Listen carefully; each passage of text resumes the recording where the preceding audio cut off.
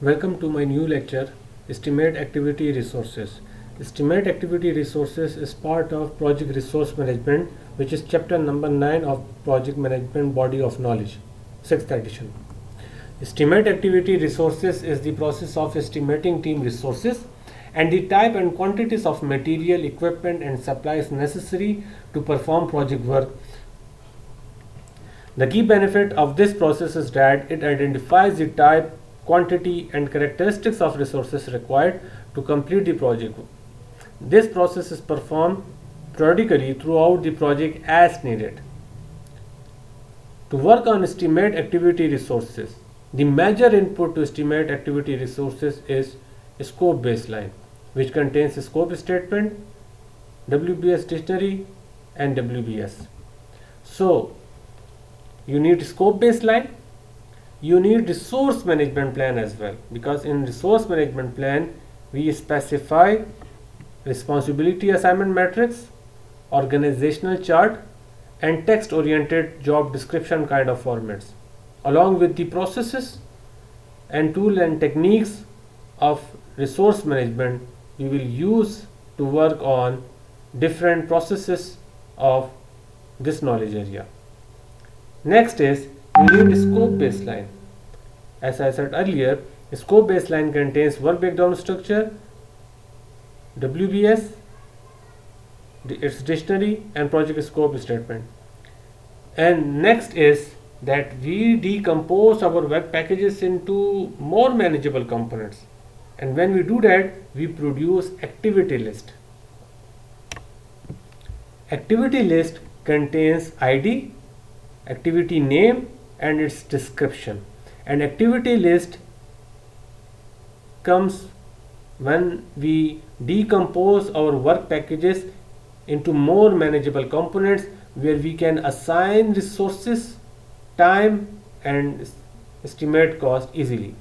Activity attributes list is another document which is inherited from the activity list. Activity list contains only 3 columns: activity ID, name and its description, whereas activity attributes contains complete list and complete detail about each and every activity in activity list. For instance, when the activity will start, when the activity will finish, activity attributes, its predecessors, its successors, how many resources will work on this activity, place to perform or assumptions, anything is given in activity attribute list. You need assumption log, you need cost estimates. This is very important input in estimate activity resources process, because you are going to assign resources to different activities and cost estimates give you the resources cost.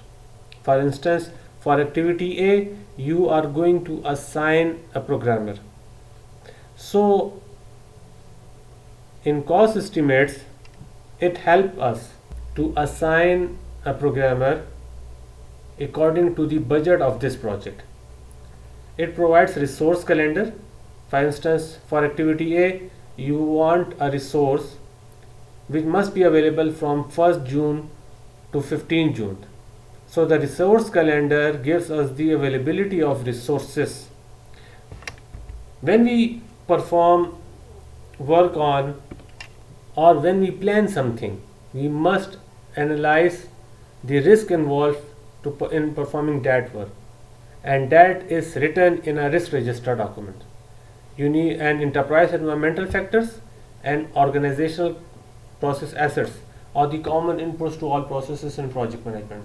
So in inputs to work on estimate activity resources, you need resource management plan, you need scope baseline, you need activity list, activity attributes, assumption log, cost estimates, resource calendar, risk register, enterprise environmental factor and organizational process assets. Then you can only work on estimate activity resources. Its first tool and technique is expert judgment.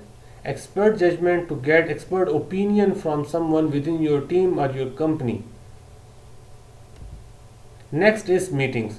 When planning human resource management of the project, The project management team will hold planning meetings. These meetings leverage a combination of other tools and techniques to allow for all project management team members to reach consensus on the human resource management plan. I have uploaded my video on meetings as well. You can watch my video on meetings in my YouTube channel. Another tool and technique is called bottom-up estimating. What is bottom-up estimating? Bottom-up estimating involves the estimation of work at the lowest possible level of details.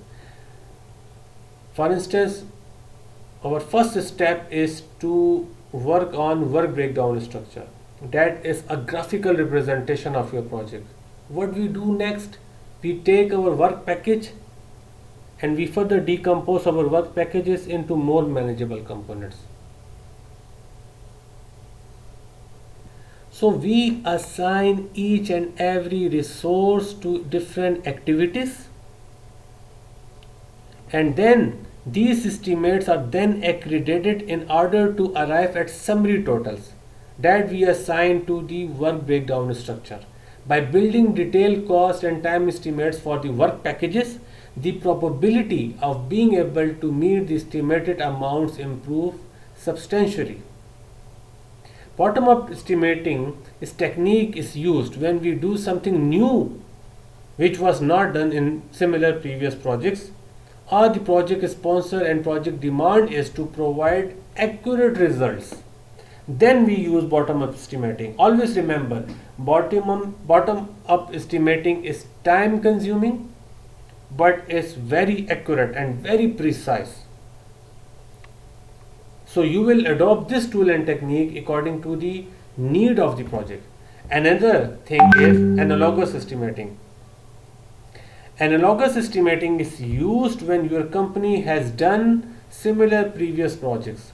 If project sponsor asks you to provide the estimating as soon as possible, so obviously what you do, you will ask the PMO office to provide you the previous documentation of the projects, so you can take those documentations and you can make some adjustment according to your project need.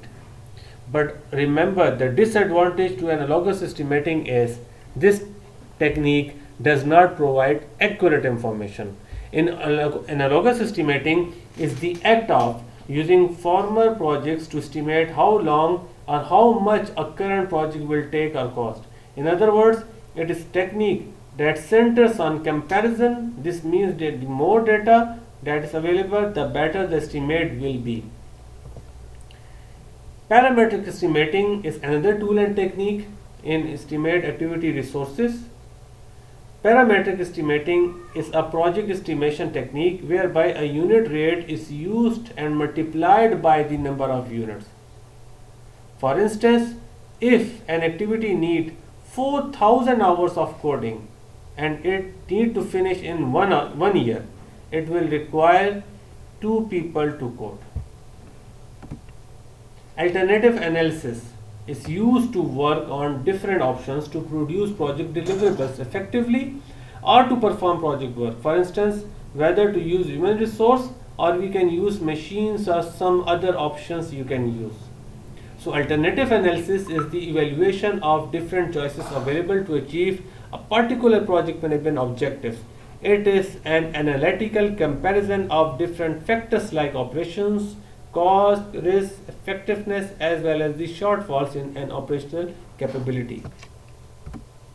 Project management information system. It includes softwares to manage your project documentation.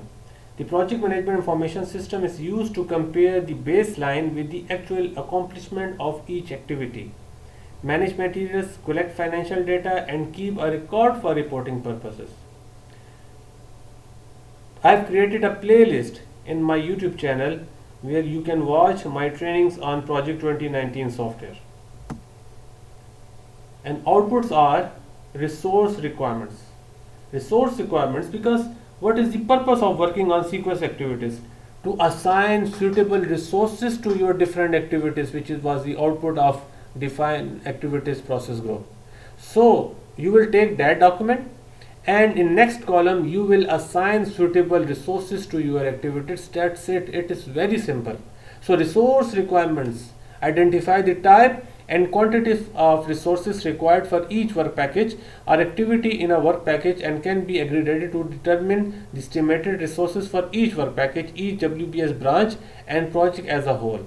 The amount of detail and the level of specificity of the resource requirement description can vary by application area. The resource requirements documentation can include assumptions that were made in determining which type of resource are applied, their availability, and what quantities are needed. Next is basis of estimates. The amount and type of additional details supporting the resource estimate vary by application area. Regardless of the level of detail, the supporting documentation should provide a clear and complete understanding of how the resources estimate were derived. And another output of this process is to produce resource breakdown structure like work breakdown structure, where on the top you have a project, then you have different resources like equipment, material and personnel. Under personnel you have different roles and their levels. So this is how we work on resource breakdown structures. So these are the three common outputs of estimate activity resources. Number one is resource breakdown structure, basis of estimates and resource requirements. Do not forget, click the subscribe button and hit the bell icon. Thank you.